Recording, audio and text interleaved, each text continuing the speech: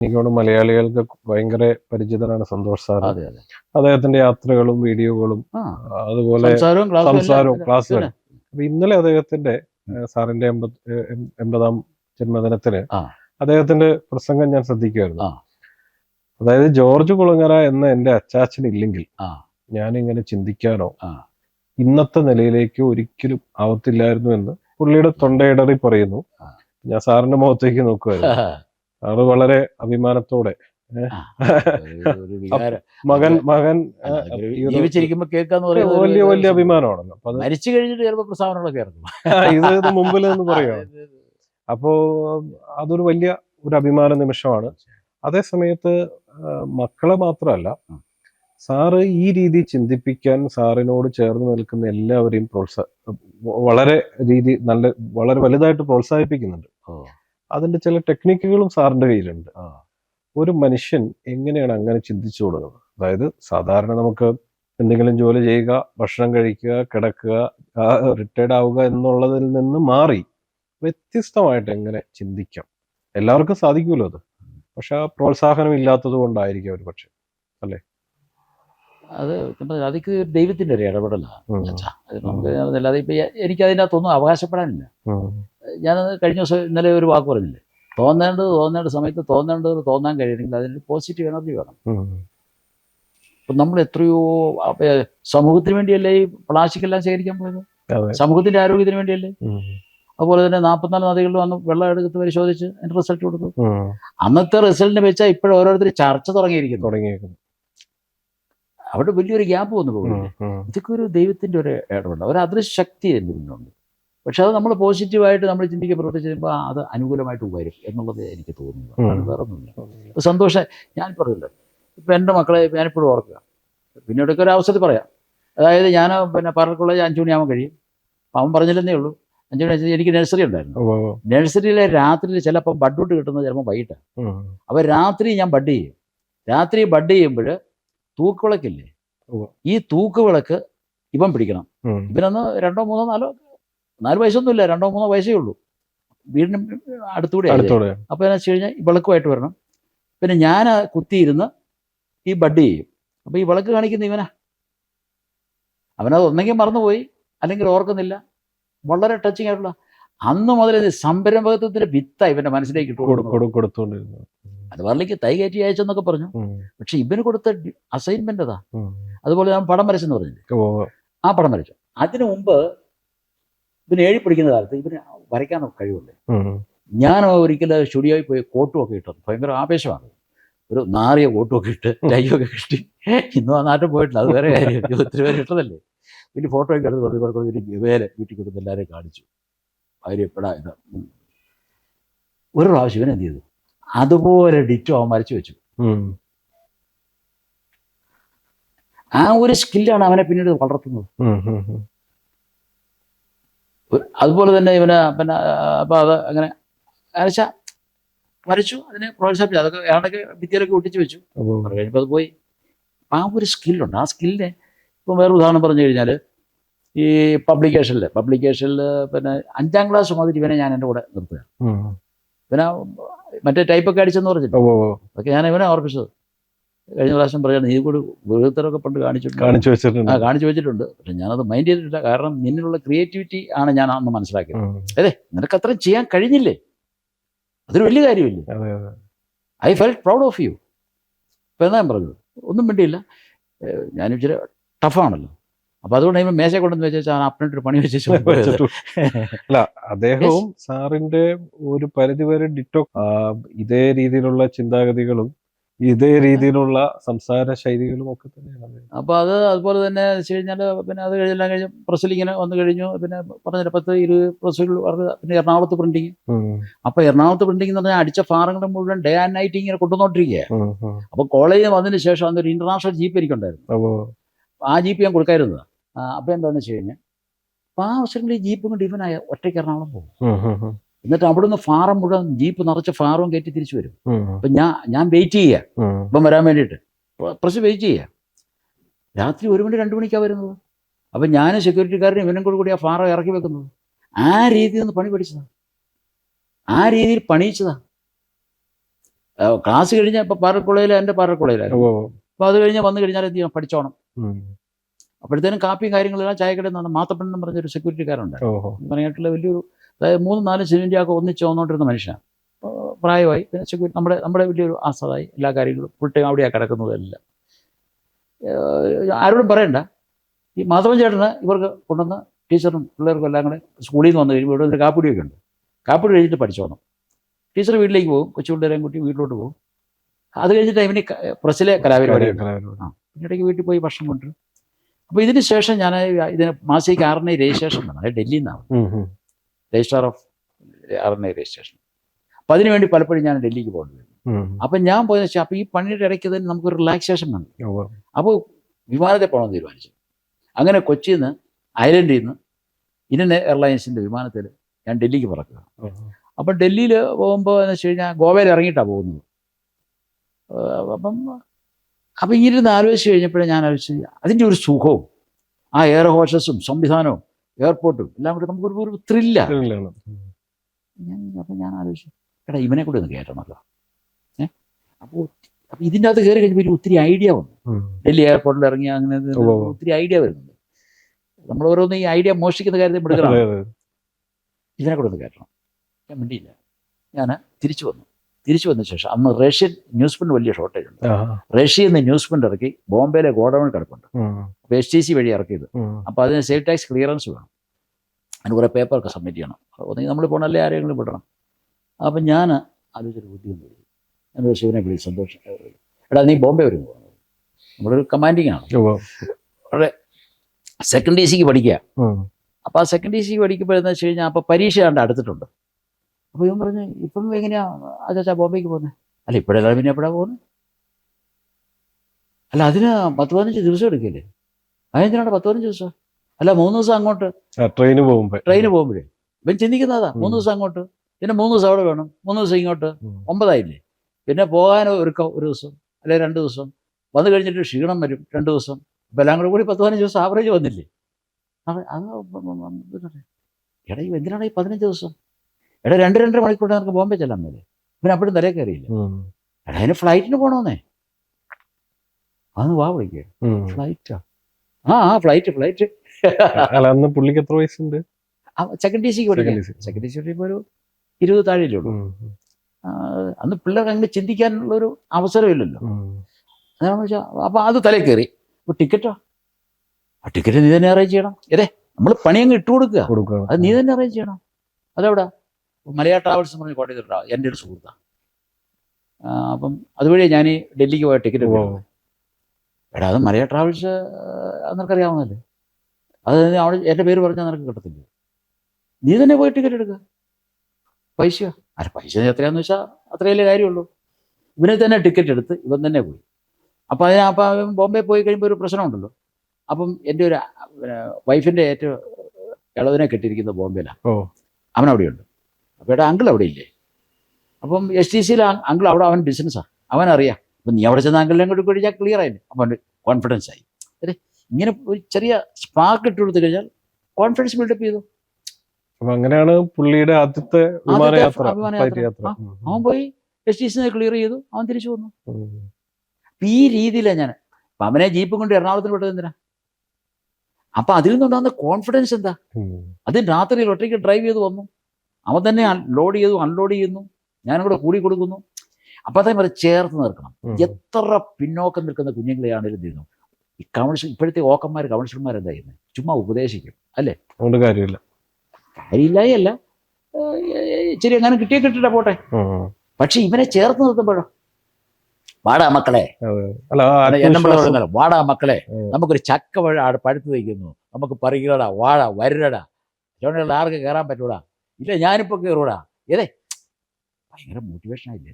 തീർച്ചയായിട്ടും. ഇതിനെ കഴിഞ്ഞ് വലിയ മാജിക് എന്നാവുള്ളൂ, ഇതിനെ കഴിഞ്ഞ് വലിയ സൈക്കോളജി. ചേർത്ത് നിർത്തുമ്പോൾ പവർ എന്ന് പറഞ്ഞു കഴിഞ്ഞാൽ പവറല്ലേ.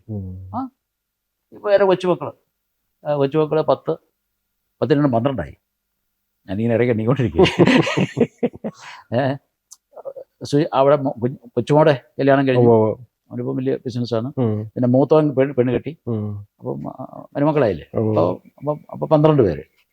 ഈ 12 പേര് എന്ന് വെച്ച് കഴിഞ്ഞാൽ എൻ്റെ അടുത്ത് കഴിഞ്ഞാൽ ഉമ്മ തരാതെ പോകില്ല. പോവില്ല. ഇല്ലേ ഇങ്ങോട്ട് ഓടാൻ ഞാൻ ഉമ്മ അങ്ങോട്ട് കൊടുക്കും. കഴിഞ്ഞ ദിവസം ശ്രദ്ധിച്ചിരുന്നത് അതൊരു ബോണ്ടിങ് അല്ലേ വളരെ. പക്ഷേ കൃഷ്ണനെ കുചാലിനെ കാലത്ത് ആ ഗുരുകുലത്തിൽ എന്തായിരുന്നു? പ്രാക്ടിക്കലായിരുന്നു. ഏറ്റവും ശ്രമം പ്രാക്ടിക്കലാ. അല്ല, എപ്പോഴും ഈ പ്രാക്ടിക്കൽ നോളജ് ആണല്ലോ വേണ്ടത് ശരിക്കും. ലൈഫ് എക്സ്പീരിയൻസ് ആയിരിക്കും. അനുഭവജ്ഞാനം എന്ന് പറയുന്നത് മലയാളത്തിൽ. അനുഭവജ്ഞാനം. അനുഭവിച്ച് ജ്ഞാനം സമ്പാദിക്കുന്നവന് അവൻ ജ്ഞാനിയാകും. മറ്റത് ഇൻഫർമേഷനേ ആവുള്ളൂ. പുറത്തുനിന്ന് അകത്തോട്ട് കയറുന്നത് ഇൻഫർമേഷൻ, അകത്തുനിന്ന് പുറത്തേക്ക് പോകുന്ന വിജ്ഞാനം, വിസ്റ്റം. ഏത് വേണമെന്ന് അവനോട് തീരുമാനിക്കാം. പലപ്പോഴും ഈ പല മാതാപിതാക്കളുടെയും ഒരു വലിയ വിഷമമാണ്, ഞങ്ങളുടെ മക്കള് പഠിക്കുന്നില്ല, അവർക്ക് പഠിക്കാൻ കഴിയുന്നില്ല, എന്ത് ചെയ്യും, അങ്ങനെ വലിയ ആശങ്കപ്പെടുന്ന നിരവധി മാതാപിതാക്കളുണ്ട്. അങ്ങനെയുള്ളവരോട് സാറിന് എങ്ങനെയാണ്, അവർക്ക് എന്ത് ചെയ്യാൻ പറ്റും ആ ഒരു സാഹചര്യത്തിൽ? അത് ചിലപ്പോൾ ചോദിച്ചത് ഒരു നല്ല ചോദ്യമാണ്. പക്ഷെ ഇതിൽ ഏറ്റവും പ്രധാനപ്പെട്ട ഒരു ഘടകം എന്ന് പറയുന്നത് പേരൻറ്റിങ് എന്ന് പറയുന്നൊരു ഘടകമുണ്ട്. ആ പേരൻറ്റിങ് എന്ന് പറഞ്ഞു കഴിഞ്ഞാൽ മക്കളെ, പ്രത്യേകിച്ച് കുഞ്ഞുനാളിൽ ചെറുപ്പകാലത്ത് മക്കളെ ചേർത്ത് നിർത്തണം. വളരെ പ്രധാനമാണ്. ചേർത്ത് നിർത്തണം. രണ്ടല്ല, ഒന്നാണ്. പക്ഷെ ഇന്നത്തെ ആധുനിക കാലഘട്ടത്തിലെ ജീവിത ശൈലി കൊണ്ട് മക്കൾക്ക് ജന്മം കൊടുക്കുന്നുണ്ട്, തുടർന്നുള്ള കാര്യങ്ങൾ വളരെ റേഷനാണ്, വളരെ ദയനീയമാണ്. പല പല സാഹചര്യങ്ങൾ കൊണ്ടും ജോലി, തൊഴിൽ, പല ജീവിതത്തിനുള്ള ബന്ധപ്പാടുകൾ, കഷ്ടപ്പാടുകൾ, അതുപോലെ തന്നെ പേരൻസ് തമ്മിലുള്ള അടുപ്പം, ബന്ധം, അകലം, ഇതെല്ലാം ഇതിനെ സ്വാധീനിക്കുന്നുണ്ട്. ഞാൻ ഇപ്പോഴും ഓർക്കുക, എൻ്റെ വല്യപ്പൻ്റെ കൂടെ തറവാട്ടിലായിരുന്നു ഞാൻ. രാവിലെ പല്ല് തേക്കാൻ ഉമിക്കുരു ഉപയോഗിച്ചാൽ പല്ല് തേക്കുന്നത്. അപ്പം വല്യപ്പൻ എന്നെ കൂടെ വിളിക്കും, എന്നെ കൂടെ വിളിച്ച് അടുത്തിരുത്തും. എന്നിട്ട് വല്യപ്പനെ വെച്ചവല്ല അതെല്ലാം എടുത്ത് അതൊക്കെ തേച്ച് വെളിപ്പിച്ചൊക്കെ വെക്കുന്നതാണ്. എന്നിട്ട് വല്യപ്പൻ ഉമിക്കരി എടുത്ത് എൻ്റെ പല്ല് തേച്ച് തരും. എന്നിട്ട് ഈർക്കിലി കൊണ്ട് വല്യപ്പൻ നാക്കുപൊടി, ഇപ്പൊ നാക്കുപൊടി ഉണ്ടോ എന്ന് അറിയത്തില്ല, കൊണ്ട് ഈർക്കിലി കൊണ്ട് നാക്കുപൊടി. എന്നിട്ട് വല്യപ്പനെ ഒരു ഈർക്കിലി കീറിയിട്ട് എൻ്റെ നാക്ക് പൊടിച്ച് തരും. അപ്പോൾ അവിടെ ഒരു വലിയൊരു അറ്റാച്ച്മെന്റ് അല്ലേ. അതുപോലെ തന്നെ കരിക്ക് വെട്ടും. കരിക്ക് വെട്ടിയിട്ട് ആദ്യം എന്നോട് പറയും, നിങ്ങളെ ഒരു കോപ്പി എടുക്കുന്നുണ്ട്. നമുക്ക് വേറെ ഒന്നുമില്ല, നമ്മളങ്ങനെ കുഞ്ഞുനാളല്ലേ, തീർത്തും നഗ്നനായിട്ട് തന്നെയാണ് നടക്കുന്നത്. ആ പ്രായമാണ്. നമ്മൾ ഓടിച്ചെന്ന് അടുക്കളയിൽ ഒരു കോപ്പി എടുത്തിട്ടുണ്ട്, വല്യപ്പൻ ഇത് വെട്ടി കുറേ വെള്ളം ഇതിൽ ഒഴിക്കും, എന്നിട്ട് എനിക്ക് പിടിച്ചു തരും, കുടിക്കും, എന്നിട്ട് ബാക്കി ഒഴിച്ചിട്ട് വല്യപ്പൻ കഴിക്കും. ആ അടുപ്പ് എന്തുകൊണ്ടാണ് ഇപ്പോഴും ഞാൻ ഓർത്തിരിക്കുന്നത്? അപ്പം ആ ചേർത്തൽ പിന്നീട് അനുഭവമായിട്ട് മാറണം. അത് ഈ കാലഘട്ടത്തിൽ ആളുകളുടെ തിരക്കുകൾ കൊണ്ടാണോ അതോ? രണ്ടു തരത്തിലുണ്ട്. ഒന്ന്, ഈ മക്കളെ വേണ്ട രീതിയിൽ വളർത്തിയെടുക്കണം, അല്ലെങ്കിൽ ആ വാത്സല്യ സ്നേഹം വരും സമയം കണ്ടെത്തും. ഇപ്പം ഞാൻ പലപ്പോഴും പേരൻസിനോട് പറയാറുണ്ട്, ഇപ്പം പഠനത്തെ മോശമെന്ന് പറയുന്നില്ലേ, ദിവസം ഒരു ദിവസം 24 മണിക്കൂറുണ്ട്. അപ്പം സമയമില്ല എന്ന് പറയുന്ന പേരൻസിനോട് പറയും 24 മണിക്കൂറുണ്ട്. ഈ 24 മണിക്കൂറിന് എത്ര മിനിറ്റ് ഉണ്ട്? 1440 മിനിറ്റ് ഉണ്ട്. ഒരു ദിവസമുള്ള 1440 മിനിറ്റിൽ 5 മിനിറ്റ് നിന്റെ കുഞ്ഞിന് വേണ്ടി, നിങ്ങളുടെ കുഞ്ഞിന് വേണ്ടി ചെലവഴിക്കേ. പത്രം വരുന്നുണ്ട്, പത്രം പിള്ളേരെ കൊണ്ട് എടുപ്പിക്കണം. പത്രക്കാരൻ കൊണ്ടുവന്ന് മിനിറ്റിൽ ഇട്ടേച്ച് പോകും. കുട്ടികൾക്ക് അസൈൻമെന്റ് കൊടുക്കണം. അവിടെ ഒരു മാനസികമായ, പത്രമായിട്ട് മാനസികമായ ഒരു ടച്ച് ഉണ്ടാവും. എന്നിട്ട് ആ പ്രധാന ഹെഡിങ് 5 മിനിറ്റ് മതി തന്നെ, അതിൽ ഒരു പ്രധാന ഹെഡിങ് ഒന്ന് വായിപ്പിക്കുക. ഈ പത്രമായിട്ടൊരു ആത്മബന്ധം ഉണ്ടാവും. അപ്പോൾ വായന ശീലിപ്പിക്കണം. അതുപോലെ തന്നെ കുഞ്ഞുങ്ങളുടെ ചെറുപ്പകാലം മുതൽ തന്നെ വായന ഉറക്കെ വായിപ്പിക്കണം. ഞാൻ ഈ സന്തോഷിനെയും രാജേഷിനെയും സുജയനെയും രാജിയൊക്കെ സന്ധ്യാപ്രാർത്ഥനയുണ്ട്. ഞാൻ എത്ര തിരക്കുണ്ടെങ്കിലും സന്ധ്യാപ്രാർത്ഥന, വീട്ടിൽ വന്ന് സന്ധ്യാപ്രാർത്ഥനയുണ്ട്. അത് കഴിഞ്ഞാൽ പിന്നെ നമുക്ക് തിരക്ക് വന്നു. അപ്പം ആ സമയത്ത് ഇംഗ്ലീഷ് ബൈബിളുണ്ട്, മലയാളം ബൈബിളുണ്ട്. ഇത് രണ്ടും ഞാൻ മാറി മാറി വായിപ്പിക്കും. ഈ മാറി മാറി വായിപ്പിക്കും. ഭക്തിയോടൊപ്പം തന്നെ എന്ത് ചെയ്യുന്നു, വായിക്കാനുള്ള ഒരു സ്കില്ലാ വരുന്നത്. അത് ഉറക്കെ വായിക്കണം. അത് പ്രസംഗ സ്റ്റൈലിൽ വായിക്കണം. വെറുതെ വായിച്ചാൽ പോരാ, ഉറക്കെ വായിക്കണം. അപ്പോൾ ഉറക്കെ വായിക്കാൻ പ്രേരിപ്പിക്കുക. പ്രസംഗ സ്റ്റൈൽ ആകണമെന്നില്ല, ലെറ്റ് ദം റീഡ് ലൗഡ്ലി. അപ്പം ആ ഉറക്കെ വായിക്കുക എന്ന് പറയുന്നത് വലിയൊരു തെറാപ്പിയാണ്. സൗണ്ട് മോഡുലേഷൻ, സൗണ്ട് എടുക്കാനുള്ളൊരു കഴിവ്, ഇങ്ങനെയുള്ള ഒത്തിരി സ്കിൽസ് അതിൽ ഡെവലപ്പ് ചെയ്യുന്നുണ്ട്. എത്ര പേരൻസ് കുഞ്ഞുങ്ങളെ വായിക്കുന്നുണ്ട്? ഈ വായിക്കുക, ഒച്ചയിൽ വായിപ്പിക്കുക എന്നുള്ളത് അത് വലിയൊരു എക്സസൈസാണ്. അത് ഇവനെ ഫ്രെയിം ചെയ്യുന്നതിന്. ഇപ്പൊ സന്തോഷം എന്തുകൊണ്ട് അങ്ങനായി? അമൃതനത് അർത്ഥമുണ്ട്. അന്ന് ഇവന് അതിന്റെ അർത്ഥം പിടികിട്ടില്ല. ഞാൻ മംഗൽപ്പുഴ സെമിനാരിൽ പോയി ആ ഇംഗ്ലീഷ് ബൈബിൾ ഞാൻ വാങ്ങിച്ചത്. വളരെ സിമ്പിളായിരുന്നു. ഭാഷ വളരെ സിമ്പിളായിരുന്നു. പിന്നെ മലയാളം ഇവിടെ ഉണ്ടായിരുന്നു. ഇത് മാറി മാറി വായിപ്പിക്കുന്നു. അത് അവന്മാരാണ്ട് തന്നെ ബൈബിൾ അടിച്ചെടുത്തോണ്ട് പോയി അതുകൊണ്ട്. അല്ല ഞാൻ പറഞ്ഞത്, അതുപോലെ തന്നെ പാഠപുസ്തകങ്ങൾ ഉറക്കെ വായിക്കണം. നമ്മുടെ സ്കൂളിലെ പിള്ളേരെ കൂടെ ഞാൻ ഉറക്കെ വായിപ്പിക്കാനായിരുന്നു. നമ്മുടെ ക്യാമ്പിലൊക്കെ ഉറക്കെ വായിപ്പിക്കാനായിരുന്നു. സ്റ്റേജൊക്കെ കയറ്റി ഉറക്കെ വായിപ്പിക്കാനായിരുന്നു. അതേസമയം സ്റ്റേജെ കയറാത്ത എത്രയോ പിള്ളേരുണ്ടായിരുന്നു. ക്യാമ്പ് കഴിയുമ്പോൾ അവർ സ്റ്റേജ് കയറിയിട്ട് അവരുടെ എക്സ്പീരിയൻസ് ഷെയർ ചെയ്യല്ലേ. അവരെന്താ പറയുന്നത്, എൻ്റെ ജീവിതത്തിൽ ഞാൻ മൈക്കിൽ ഉപയോഗിച്ചിട്ടില്ല, മൈക്ക് പറഞ്ഞിട്ടില്ല, ഞാൻ സ്റ്റേജിൽ കയറിയിട്ടില്ല, പക്ഷെ ഇപ്പം എനിക്ക് ഏത് സ്റ്റേജിൽ ഏത് മൈക്കിൽ ഞാൻ കയറി നമ്മുടെ കുഞ്ഞുങ്ങളുടെ സാക്ഷ്യം പറയും നമ്മൾ എത്രയോ കേട്ടിട്ടുണ്ട്. എന്താ അതിൻ്റെ അർത്ഥം? അപ്പം അവരുടെ കൂടെ നിന്ന് അവരെ നമ്മൾ അതുപോലെ ക്യാമ്പ് കഴിഞ്ഞിട്ട് എന്ത് ചെയ്യുന്നു? ചക്ക പുഴുങ്ങാറുണ്ട്, കപ്പ പുഴുങ്ങാറുണ്ട്, കഞ്ഞി വെക്കാറുണ്ട്, ബാർബിക്യൂ വെക്കാറുണ്ട്, കോഴി വറക്കാറുണ്ട്. എന്നിട്ട് ഇതെല്ലാം കഴിഞ്ഞിട്ട് അവസാനം സ്റ്റേജിൽ കയറിയിട്ട് എന്ത് ചെയ്യും? ഇവരുടെ എക്സ്പീരിയൻസ്, ഞാൻ ആദ്യം കഞ്ഞി കുടിക്കുന്നത്, ഞാൻ ആദ്യം പ്ലാവല ഉപയോഗിക്കുന്നത്, ആദ്യം ഞാൻ പ്ലാവ കയറുന്നത്, ഇതെല്ലാം പറയുമ്പോൾ എന്താ? അവിടെ സംരംഭകരാണ് ജനിക്കുന്നത്.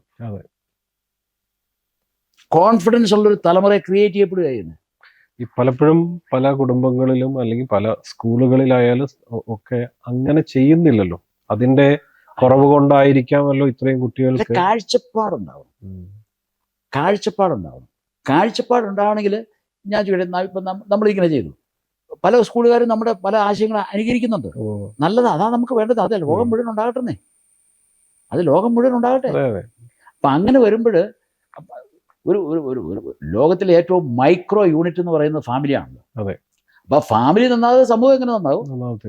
ഈ ഫാമിലി നിന്നല്ലേ മന്ത്രി ഉണ്ടാകുന്നത്, തന്ത്രി ഉണ്ടാകുന്നത്, പ്രധാനമന്ത്രി ഉണ്ടാകുന്നത്, എല്ലാം ഉണ്ടാകുന്നത്. നമ്മൾ ആദ്യം സാർ ഓർമ്മിപ്പിച്ചതുപോലെ ഒരു ഡോക്ടർ പേരന്റിന്റെ കാര്യം പറഞ്ഞല്ലോ. അദ്ദേഹം ഡോക്ടറാണ്, പേഷ്യന്റിനെ അവരുടെ കാര്യങ്ങൾ തിരിച്ചറിയാൻ കഴിവുള്ള ആളാണ്. പക്ഷെ സ്വന്തം കുട്ടിയുടെ കാര്യം അവർക്ക് തിരിച്ചറിയാൻ പറ്റില്ല. കാര്യത്തിൽ വിവരമില്ല. ഇത് തന്നെയല്ലേ പല പേരൻസിന് സംഭവിക്കും. സംശയമായിരിക്കുന്നു. എന്തുമാത്രം പേരൻസ്, പ്രൊഫസേഴ്സ്. അതായത് സംഭവം എന്ന് വെച്ച് കഴിഞ്ഞാൽ ഞാൻ ഒരു 7 വർഷം മുമ്പ്, അതായത് കൊല്ലത്തെ 16,000 കുട്ടികൾ പഠിക്കുന്ന ഒരു പബ്ലിക് സ്കൂളിന്റെ പ്രിൻസിപ്പൽ തന്റെ കൊച്ചിനെ ഇവിടെ കൊണ്ടുവന്നാക്കി. അപ്പൊ ഞാൻ ഈ പേരൻസിനുള്ള ക്ലാസ് ഒക്കെ എടുക്കാറുണ്ട്. അപ്പൊ ഇതിന് ഇങ്ങനെ നമ്മൾ ഓരോ സ്കിൽസും കാര്യങ്ങളും ഒക്കെയാണല്ലോ പറയുന്നത്. അപ്പോൾ ഒരു പ്രാവശ്യം ഇദ്ദേഹം എന്ത് ചെയ്തു, ക്ലാസ് കഴിഞ്ഞു, സാറേ ഒന്ന് കാണണമെന്ന് പറഞ്ഞു. അപ്പോൾ കാണാമല്ലോ. ഞാൻ ഓഫീസിലേക്ക് വിളിച്ചു, സാറേ എൻ്റെ കൊച്ചിനെ ഒന്ന് വിളിപ്പിച്ചൊന്ന് സംസാരിക്കണം. അപ്പോഴെനിക്ക് കാര്യം പിടികിട്ടി. എന്താ സാറേ ഞാനിപ്പോൾ ഒരു 16,000 കുട്ടികളുള്ള സ്കൂളിൻ്റെ പ്രിൻസിപ്പലാണ്. എനിക്ക് എൻ്റേതായ നാട്ടിലൊരു അഭിമാനവും കാര്യങ്ങളും ഉണ്ട്. പക്ഷേ ഇവൻ ഇച്ചിരി ലൈൻ വിട്ടുപോയി. കാരണം ഡ്രഗ്സ് കുറച്ചക്രമായി. അവസാനം ഈ പുള്ളി എന്നാ കാണിച്ചെന്ന് ചോദിച്ചു കഴിഞ്ഞാൽ, ചങ്ങനാശ്ശേരി മെൻ്റൽ ഹോസ്പിറ്റലിൽ കൊണ്ട് അഡ്മിറ്റ് ചെയ്തു. ആംബുലൻസിൽ 6 മാസം അവനവിടെയായിരുന്നു. അത് കഴിഞ്ഞാൽ ഇവിടെ കൊണ്ടുവന്നാക്കുന്നത്. ഓക്കെ, ഞാൻ സംസാരിക്കാം. ഞാൻ അത് കഴിഞ്ഞ് ഈ കുട്ടിയെ വിളിച്ചു. മോനെ എന്നാ പറയാ, നീ കുറച്ചുകൂടിയൊക്കെ പപ്പായ ഒരു പ്രിൻസിപ്പലല്ലേ, വലിയ ആളല്ലേ, അപ്പോൾ നമ്മൾ എന്ത് ചെയ്യുന്നു, കുറച്ചുകൂടി ഒരു ഡ്യൂ റെസ്പെക്റ്റ് ഒക്കെ ഒന്ന് കൊടുക്കണ്ടേ. പിന്നെ നമുക്കൊരു അഭിമാനമില്ലേ, നമ്മുടെ അതാണ് ഏറ്റവും വലിയ കൂടുതൽ നമുക്കൊരു അഭിമാനം. എന്നാ കോപ്പ അഭിമാനമാണെന്ന് ചോദിച്ചിട്ടുണ്ട്. അപ്പോൾ നമുക്കെല്ലാം കിട്ടിയില്ലേ, പെട്ടെന്ന് ഒറ്റ വാക്ക് കിട്ടിയില്ലേ. എന്താ പറ്റിയടാ മോനെ, എന്താ പ്രശ്നം? എൻ്റെ തന്തേ എന്നെ 6 മാസം ചങ്ങനാശ്ശേരി മെൻ്റൽ ഹോസ്പിറ്റലിൽ കൊണ്ടിട്ടോ. സാറേ എനിക്കൊരു പ്രശ്നമില്ലായിരുന്നു, പിന്നെ ഞാനൊരു ഇച്ചിരി ഇതൊക്കെ ആയിരുന്നു, എന്നെ കൊണ്ടിട്ട് എൻ്റെ ജീവിതത്തിൻ്റെ മറക്കും സാറേ എന്ന് ചോദിച്ചു. സൗകര്യം കൂടി അയാളെ കൊണ്ടുവന്നു. ഏത് എക്സ്ട്രീമിലാണ് നിൽക്കുന്നത്. അത് കഴിഞ്ഞ് പിന്നെ ഒരു മാസം കഴിഞ്ഞപ്പോൾ അദ്ദേഹം വന്നു. അപ്പം ഞാൻ പറഞ്ഞു, സാറേ ഇന്ന പോലെ ചില പ്രശ്നങ്ങളൊക്കെ ഉണ്ട്, അപ്പോൾ അതുകൊണ്ട് നമ്മൾ എന്ത് തിരക്കാണേലും എന്ത് ചെയ്യണം, നമ്മുടെ കുട്ടികളെ എന്ത് ചെയ്യണം,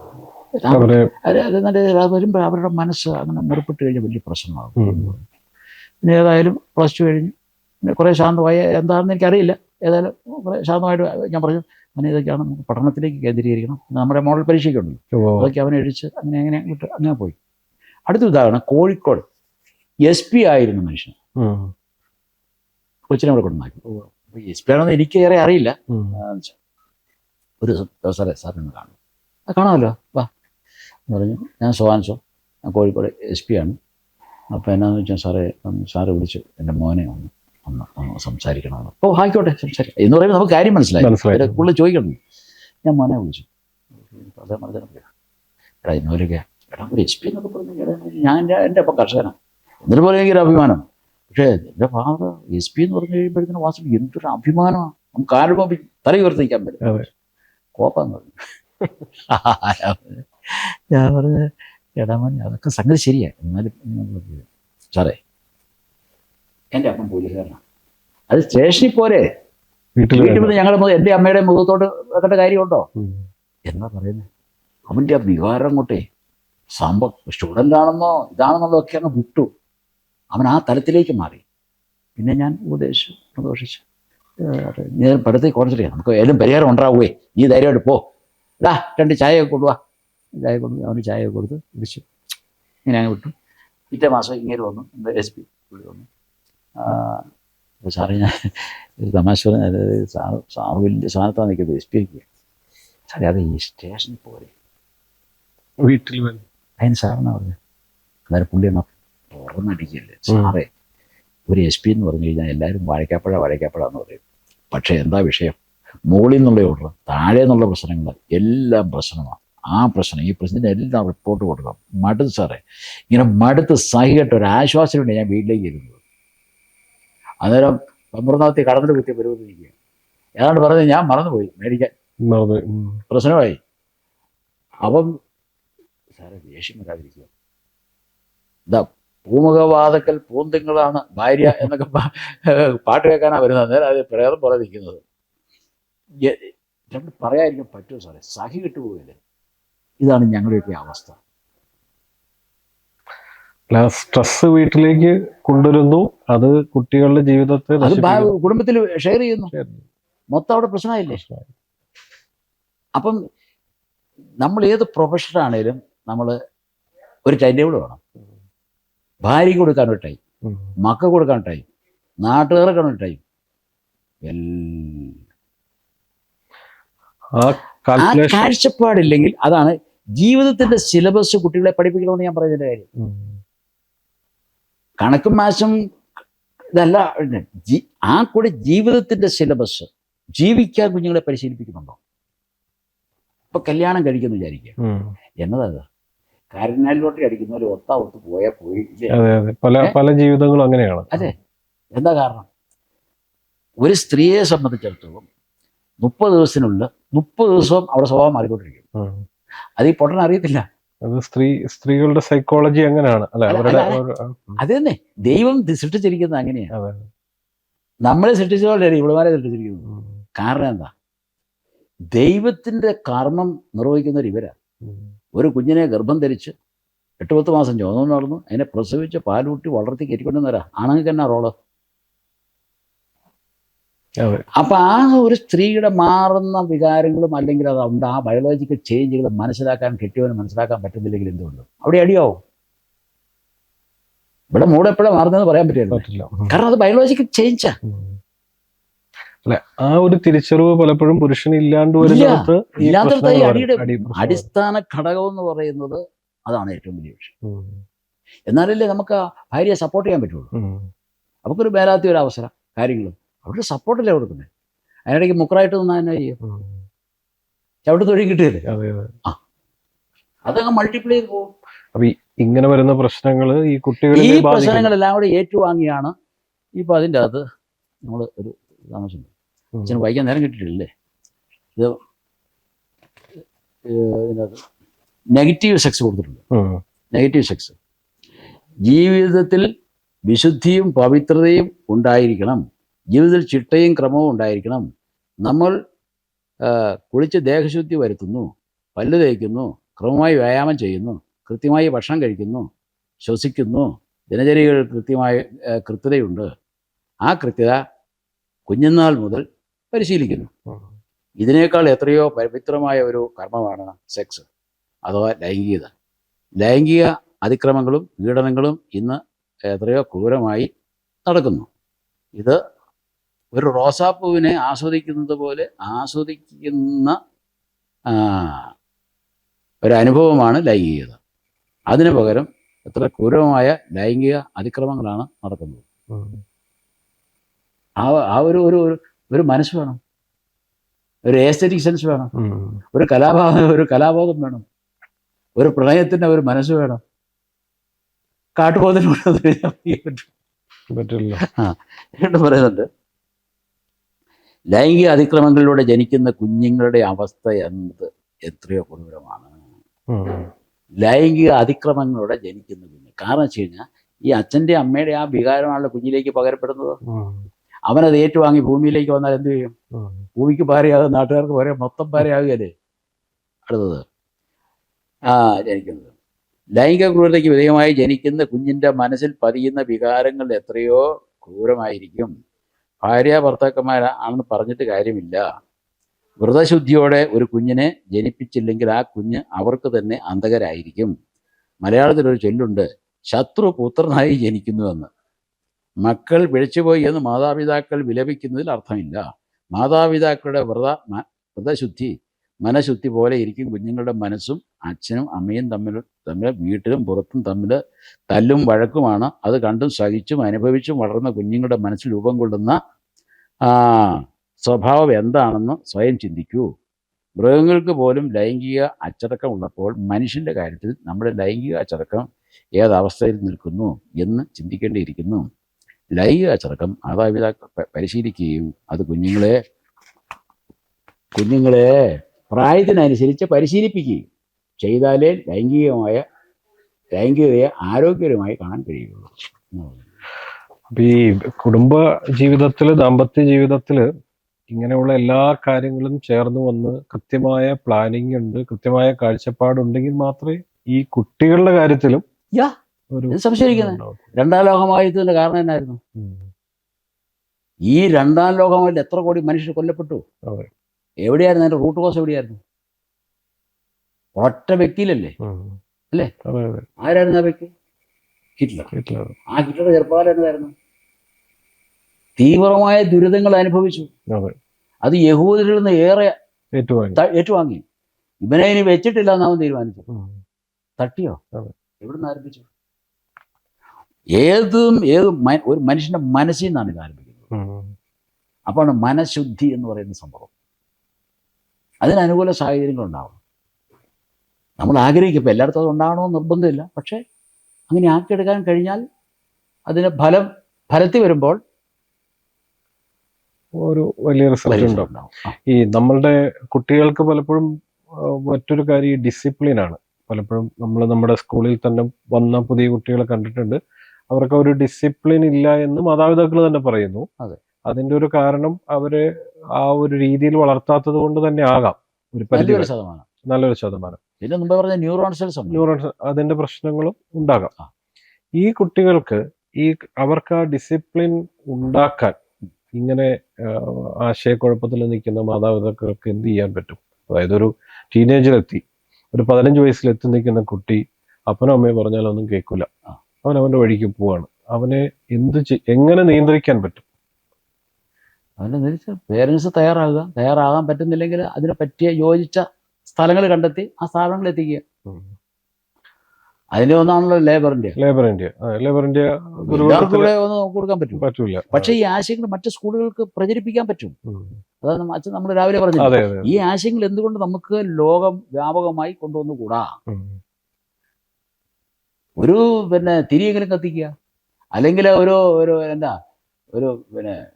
തീപ്പെട്ടിയുടെ ഒരു കമ്പെങ്കിലും കത്തിക്കുക, ഒരു മിന്നാമിനെയും വെളിച്ചം എന്തുകൊണ്ട് കൊടുത്തുകൂടാ? അത് മതി. ശരിയാണ്. ഈ ശരിക്കും സാറിന്റെ ഒരു ജീവിതയാത്ര എടുത്താല് വലിയ പല പ്രതിസന്ധികൾ ഉണ്ടായിട്ടുണ്ട്, പരാജയം ഉണ്ടായിട്ടുണ്ട്. പക്ഷെ ഇപ്പൊ പുറകോട്ട് തിരിഞ്ഞു നോക്കുമ്പോൾ ജീവിതം വലിയൊരു വിജയമായിരുന്നു എന്ന് ഇപ്പൊ നോക്കിക്കാണുമ്പോൾ നമുക്ക് മനസ്സിലാവും. പക്ഷെ പലർക്കും പല സന്ദർഭം നമ്മൾ ഒരുപാട് ആളുകൾ എടുത്തു കഴിയുമ്പോൾ ചിലപ്പോൾ ജീവിതത്തിൽ ഉണ്ടാകുന്ന പരാജയമാകാം, ചിന്തിക്കാൻ പറ്റാത്തതുകൊണ്ടാകാം, സമാധാനം ഇല്ലാത്തതുകൊണ്ടാകാം, ജീവിതം അവസാനിപ്പിക്കാം എന്ന് പോലും ചിന്തിക്കുന്ന ആളുകളുണ്ട്. അവരോട് സാറിന് പറയാൻ എന്താ? ഇതെല്ലാം ജീവിതത്തിന്റെ ഭാഗമാണ്. ഇത് ജീവിതത്തിന്റെ സിലബസ് ആണ്. ഇതെല്ലാം കൂടി ആ ജീവിതത്തിന്റെ സിലബസ്. പക്ഷെ ആ സിലബസ് പഠിച്ച് പരീക്ഷ എഴുതണം, അല്ലാണ്ട് ജയിക്കാൻ പറ്റുമോ? തിരിച്ചറിയാൻ പറ്റും. അതായത് എനിക്ക് തിരിച്ചറിയാൻ പറ്റണം. ഇതെല്ലാം അടങ്ങിയതാ ജീവിതം എന്ന് പറയുന്നത്. ഭൂമിയിൽ എന്തെങ്കിലും ഒറ്റ ദിവസം കൊണ്ട് യുദ്ധം നിർത്താൻ പറ്റുമോ? പറ്റത്തില്ല. അതിനകത്തോടെ ജീവിക്കാൻ ശ്രമിക്കണം. ഓക്കെ വന്നാൽ നമുക്ക് പിടിച്ചിരിക്കാൻ പറ്റും. കോവിഡ് വന്നു, പിടിച്ചൊന്നുമില്ലേ? അപ്പൊ ഇതിന്റെ അകത്തൂടെ ജീവിക്കാനായിട്ടുള്ള അത് എന്താ പറയാ, ആ ഒരു ഊർജ്ജം നമ്മൾ സമ്പാദിക്കേണ്ടതുള്ളൂ. ഏത് പ്രതിസന്ധി വന്നാലും അതായിട്ട് നമ്മൾ അതിനെ അക്സെപ്റ്റ് ചെയ്തുകൊണ്ട് അതിനെ എന്ത് ചെയ്യുക, മാനേജ് ചെയ്യുക. അത്രേ ഉള്ളൂ. അതിന് വേറെ ഷോർട്ട് കട്ടൊന്നുമില്ല. ഒന്നുമില്ല. സാറിന്റെ ഒരു എക്സ്പീരിയൻസും നമ്മള് വിജയിച്ചതും ഒക്കെ അതേ രീതിയിൽ തന്നെയാണ്. തീർച്ചയായിട്ടും. കാരണം എന്തുമാത്രം ആഘാതങ്ങൾ ഞാൻ ഏറ്റിട്ടുണ്ട്. വളരെ ദുരിതാവസ്ഥ കഴിഞ്ഞാൽ ഗൾഫിന് പോകണമെന്ന് വരെ ഞാൻ ചിന്തിച്ചിട്ടുണ്ട്. തിരിച്ചു പിന്നെ ചിന്തിച്ചു, എന്തുകൊണ്ട് എന്റെ ജന്മനാട്ടിൽ ഒരു ഗൾഫ് ഉണ്ടാക്കിക്കൂടാ. അതാണ് ഇപ്പോഴത്തെ ഈ ഗൾഫ് കാണുന്നത്. ലേബർ ഇന്ത്യ എന്ന് പറയുന്ന മഹാപ്രസ്ഥാനം, അതിന്റെ നെറ്റ് റിസൾട്ടാണ്. എത്രയോ ആയിരം പേർക്ക് തൊഴിലവസരങ്ങൾ കിട്ടി, എത്രയായിരം പേർക്ക് ഒരു തണലായി മാറി ലേബർ ഇന്ത്യ വടവൃക്ഷം. നമ്മള് പല ആളുകളിലും കാണാത്തൊരു കാര്യം ഞാൻ സാറിൽ കണ്ടത്, നമ്മൾ പലപ്പോഴും എന്തെങ്കിലും ഒരു സംരംഭം തുടങ്ങുന്നു അല്ലെങ്കിൽ എന്തെങ്കിലും ഒരു കാര്യം ചെയ്യുമ്പോൾ പെട്ടെന്ന് അതിന്റെ റിസൾട്ട് ഉണ്ടാവുക എന്ന് മാത്രമാണ് പലപ്പോഴും പല ആളുകളും ചിന്തിക്കുന്നത്. സാറിൽ ഞാൻ കണ്ടത്, സാർ ഒരു 20 വർഷം മുമ്പോട്ട് ഒരു ഫോർകാസ്റ്റ് ഉണ്ടാവും, എന്താണ് അന്നേരം സംഭവിക്കുന്നത്, ഇതിന്റെ ഇടയിൽ എന്തെല്ലാം സംഭവിക്കും. അതെങ്ങനെയാ സാർ അത്രയും ഒരു കാൽക്കുലേഷൻ ഉണ്ടാവുന്നത്? അങ്ങനെ വലിയ ചിന്തയൊന്നുമില്ല, പക്ഷെ ഒന്നുണ്ട്, നമുക്കൊരു ഫോക്കസ് ഉണ്ടാവും, അല്ലെങ്കിൽ ഒരു ലക്ഷ്യമുണ്ട്. അല്ലെ നമ്മൾ മുന്നോട്ട് പോകും, നമ്മൾ ഒത്തിരി ആശയങ്ങൾ വരുന്നു, ഈ ആശയങ്ങളെല്ലാം പാലാഴി കടഞ്ഞതുപോലെ നമ്മൾ കടയണം, എന്നിട്ട് അതിലെ അമൃത് കണ്ടെത്തണം. അതായത് ഒരു ബിസിനസ്സുകാരനെ സംബന്ധിച്ചിടത്തോളം ഏറ്റവും കൂടുതൽ വിജയിക്കുന്ന ഏറ്റവും വലിയ ഘടകം എന്നാന്ന് വെച്ച് കഴിഞ്ഞാൽ, ഡിമാൻഡുള്ളതേ ഉൽപ്പാദിപ്പിക്കാവുള്ളൂ. ഒന്ന്, അല്ലെങ്കിൽ നമ്മുടെ ഉൽപ്പന്നം ഡിമാൻഡ് ചെയ്യുന്ന ഒരു സിറ്റുവേഷൻ ക്രിയേറ്റ് ചെയ്യണം. ലേബർ ഇന്ത്യ മാസിക ഈ കേരളത്തിലെ പിള്ളേരെ, വിദ്യാർത്ഥികളെ കൊണ്ട് വാങ്ങിപ്പിച്ചതുപോലെ അങ്ങനെ പല ഉൽപ്പന്നങ്ങൾ അങ്ങനെ വരുന്നുണ്ട്. ആ രീതിയിലേക്ക് ചിന്തിക്കണം. അങ്ങനെ 2 ആംഗിളിൽ ഇതിനെ നമുക്ക് ചിന്തിക്കാൻ പറ്റും. ഇപ്പൊ നമ്മുടെ സാറിന്റെ തന്നെ ഇപ്പൊ നമ്മളുള്ളത് നമ്മുടെ ഗ്രീൻ ഗാർഡൻ ആശ്രമത്തിലാണ്. ഇതിനെ കുറിച്ചൊന്ന് സാർ പറയാം. എന്താണ് ഇതിന്റെ ഒരു കൃത്യമായ കാഴ്ചപ്പാടോടുകൂടിയാണ്. എനിക്ക് ചെറുപ്പത്തിൽ തന്നെ ഇങ്ങനെയുള്ള ഒരു ആതുര സേവന മനോഭാവം എനിക്കുണ്ടായിരുന്നു. ഞാൻ സ്കൂളിലും കോളേജിലും അല്ലാതെയൊക്കെ ഇരിക്കുന്ന കാലത്ത് സമൂഹത്തിന് വേണ്ടിയിട്ട് ഒത്തിരി കാര്യങ്ങൾ ചെയ്യണമെന്ന് ആഗ്രഹിക്കുന്നയാളാണ്. പക്ഷേ ഈ പൊളിറ്റീഷ്യൻ എന്ന് പറഞ്ഞാൽ ഇപ്പം നമ്മുടെ നാട്ടിലെ ഒരു വക പൊളിറ്റിക്സ് വേണം. പൊളിറ്റിക്സ് പ്രവർത്തിച്ചിന് മാത്രമേ ഗവൺമെൻറ് ഉണ്ടാക്കാൻ പറ്റൂ. പക്ഷേ ഇവരുടെ ഈ രീതികളൊന്നും എനിക്ക് ചേർന്നങ്ങ് യോജിച്ചു പോകാൻ എനിക്ക് പറ്റുന്നില്ല. But at the same time എന്ത് ചെയ്യുന്നത് വെച്ച് കഴിഞ്ഞാൽ എനിക്ക് എൻ്റേതായ ഒരു കാഴ്ചപ്പാട്. അപ്പോൾ നമുക്ക് മറ്റുള്ളവരെ എങ്ങനെ സഹായിക്കാൻ പറ്റും? അതായത് മാതാപിതാക്കളില്ലാതെ കുടുംബങ്ങളിൽ നിന്ന് ഒറ്റപ്പെട്ട്, കുടുംബത്തിന് വേണ്ടി ജീവിച്ചിട്ട് അവസാനം കുടുംബത്തിൽ നിന്ന് വലിച്ചെറിയപ്പെട്ട് കഴിയുന്ന വാർദ്ധക്യത്തിലെത്തിക്കുന്ന ഒരു തലമുണ്ടല്ലോ. അപ്പോൾ അവർക്ക് പറ്റുന്ന ഒരു സപ്പോർട്ട് ചെയ്ത് കൊടുക്കുക എന്നുള്ളൊരു ഉദ്ദേശമാണ്. അപ്പോൾ ആ ഉദ്ദേശം, അപ്പോൾ അവരെന്ന് വെച്ച് കഴിഞ്ഞാൽ അവരിപ്പോൾ ഞാനിവിടെ താമസിക്കുന്നത് വിചാരിച്ചു, ഇതൊരു അനാഥ മന്ദിരമാകും. അതേസമയം ഇവരുടെ ഞാൻ താമസിക്കുന്നത് ഇതൊരു സനാഥ മന്ദിരമാകും, ഒരു ഭവനമാകും, ഒരു വീടാകും. ഇതൊരു ഭവനമാണ്, അനാഥ മന്ദിരമല്ല. അതുകൊണ്ട് ആശ്രമം എന്നുള്ള പേര് ഞാൻ കൊടുത്തു. വൃത്തസാനം എന്ന് ഞാൻ പേരിട്ടിട്ടില്ലല്ലോ. വൃത്തസാനം എന്ന് പറഞ്ഞു കഴിഞ്ഞാൽ അത് വേറൊരു ആംഗിളാണ്, അതല്ല. ഇവരോടൊത്ത് ഞാൻ ജീവിക്കുന്നു. ഇവിടെ ഈ വാർദ്ധക്യത്തിലായി സഹായമില്ലാതെ നിൽക്കുന്ന ആളുകളെ പറ്റുന്നതും ഇവിടെ അവരെ സ്വീകരിക്കുന്നു. ഒരു കുടുംബമായിട്ട് ഇവിടെ ജീവിക്കുന്നു. ഞങ്ങൾ ഒന്നിച്ച് ഭക്ഷണം കഴിക്കുന്നു. കേരളത്തിന്റെ ഏത് ഭാഗത്തു നിന്നുള്ള ആളുകളായാലും മനുഷ്യ രൂപത്തിലായിരിക്കും ഏതാണ്ടൊക്കെ. ഇനി അതിലും കുഴപ്പമില്ല. ഇവിടെ 2-3 പൂച്ചയും അത് നോക്കണ്ട. അവർക്ക് ഞാൻ ഒരു ദിവസം ഇവിടെ നിൽക്കുമ്പോൾ ആ ഗേറ്റിൽ കൂടെ ഒരു പൂച്ചക്കുഞ്ഞ് കയറി വരുന്നു. ഒരു കൂസില്ലാതെ നേരെ എൻ്റെ അടുത്തോട്ട് വന്നിട്ട് നേരെ അടുക്കളയിലോട്ട് പോയി. എന്നാ നീ ഇവിടെ താമസിച്ചോളാൻ പറഞ്ഞു. അത്രേ ഉള്ളൂ. അവരിപ്പോഴും ഒച്ച വെച്ച് ഇല്ല നടക്കുന്നു. അപ്പൊ അതാണ് ഇതിന്റെ ഒരു ഈ ഗ്രീൻ ഗാർഡൻ ആശ്രമത്തിന്റെ നമ്മൾ ഇവർക്കൊരു ജീവിതം കൊടുക്കുക. അതെന്നാ പറ്റുന്നില്ല.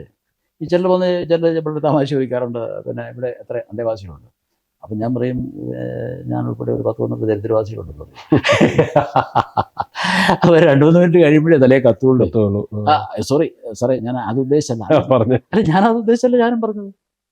പക്ഷെ ഒരു കാര്യമുണ്ട്, ഞങ്ങളിവിടെ അന്തേവാസികൾ ദരിദ്രവാസികളൊന്നും പറയാറില്ല. ഇവിടെ ഒരു കുടുംബാംഗങ്ങളാണ്. നമ്മുടെ വീട്ടിൽ ഇപ്പോൾ എത്രയോ അന്തേവാസികളായിട്ട് നമ്മുടെ വീട്ടിൽ താമസിക്കുക, അകത്ത് താമസിക്കുന്നതാണല്ലോ ഈ അന്തേവാസി. അതിന് വേറെ ആരെങ്കിലും കാണണ്ടല്ലോ. അല്ല, നമ്മുടെ ഈ മലയാളികൾക്ക് പൊതുവില്, അതായത് ഈ ഓൾഡ് ഏജ് ഹോം അല്ലെങ്കിൽ വാർദ്ധക്യത്തിലായാലും ഇങ്ങനെ താമസിക്കുന്നതിനെ കുറിച്ച് ഇപ്പോഴും ഉൾക്കൊള്ളാൻ വലിയ അവജ്ഞയാണ്. പക്ഷെ നമ്മൾ പുറം രാജ്യങ്ങളിലേക്ക് പോകുമ്പോൾ അത് അവരുടെ ജീവിത ശൈലിയാണ്. അവരവർ തന്നെ ചൂസ് ചെയ്യാണ് നമ്മളെവിടെ താമസിക്കണം. കാരണം ആ ഒരു പ്ലാനിങ് അവർക്കുണ്ട്. ഇവിടെ ഏതെങ്കിലും ഇപ്പൊ തന്നെ നമ്മുടെ ഭൂരിഭാഗം ആളുകൾ വിദേശത്തേക്ക് പോകുന്നു. ഒരു പോയിന്റിൽ പേരൻസ് ഒക്കെ ഒറ്റയ്ക്കാവും. അപ്പോഴായിരിക്കും പലപ്പോഴും ചിന്തിക്കണം, ഞങ്ങൾ ഇനി എന്ത് ചെയ്യും. ഈ ഒരു ആശയം ഇനി ഭാവി കേരളത്തില് ഉണ്ടാവുമല്ലോ. അല്ല ഇപ്പൊ ഉണ്ടായിക്കൊണ്ടിരിക്കുന്നു, അത് വളർന്നുകൊണ്ടിരിക്കുന്നു, അത് വളരുകയും ചെയ്യും. അതെ. അല്ലാതെ നിവൃത്തിയില്ല.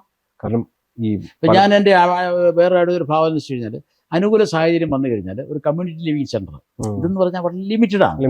ഇപ്പൊ വെച്ച് കഴിഞ്ഞാൽ അതെ, പക്ഷേ ഞാൻ ലീഡ് ചെയ്തുകൊണ്ട് അല്ലെങ്കിൽ ഈ സമാന ഭാവനയുള്ളവർ ഒരു 5-10 ഏക്കർ സ്ഥലം എടുക്കുക.